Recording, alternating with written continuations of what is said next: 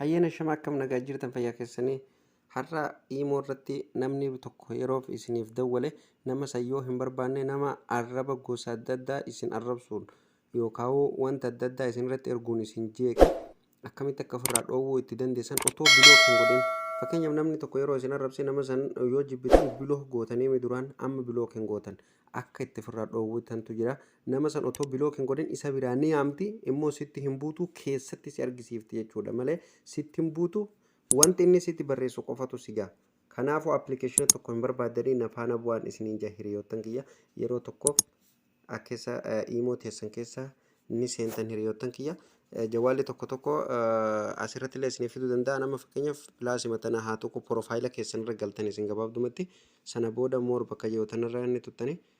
porofaayila keessan jalatti settingi bakka jiru irratti yeroo tokkoof kilik ni gootanii sana booda piraayiveesii bakka jiru kanarratti kilik gootan hiriyoottan kiyya sirriitti na hordofaan isiniin jaa kinoo kanneen hanqalama itti mare kana ishee tana irratti kilik gootan yeroo tokkoof sana booda jechuudha maaltu isinii ba'a hiriyoottan kiyya hunoo kanarratti tuttanii jechuudha kan koolmii bakka jiru kanarratti kilik gootan ama maal gootan hiriyoottan kiyya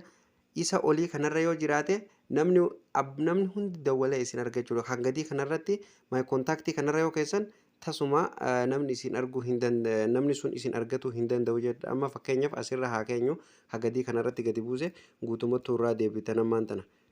guutumattuu irraa deebitan fakkeenyaaf ammaan tana ani imo nama tokko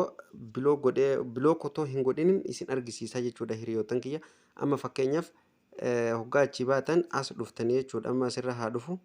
na eegaa sirriitti asirra fakkeenyaaf porofaayila nama kanaa jala ni galtanii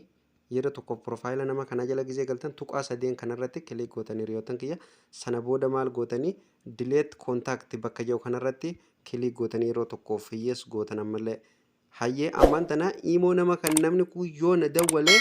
tasuma nan argatu jechuudha. Isinii galtee inuma nan argatu namni kun dawwalus nan argatu jechaadha. Kanaafuu akkanatti itti fayyadamaan isiniin jaa hiriyoottan kiyya nama isiniif dawwale kana inni immoo isiniin argatu gara keessattiin isinii bu'aa jirti wanni kun akkamitti argannaa yoo jettan nama san nu dawwaluu dhibuu isaa kamitti ilaalla warra jettaniif asuma porofaayila keessan jalatti bakkuma reefuu deebitanii settingii irra galtanii hiriyoottan kiyya sana booda maal gootanii piraayiveesii bakkuma reefuun sanitti deebitanii achi boodan akkanatti ol harkistanii hiriyoottan kiyya sirriitti na hordofaan isiniin jaa.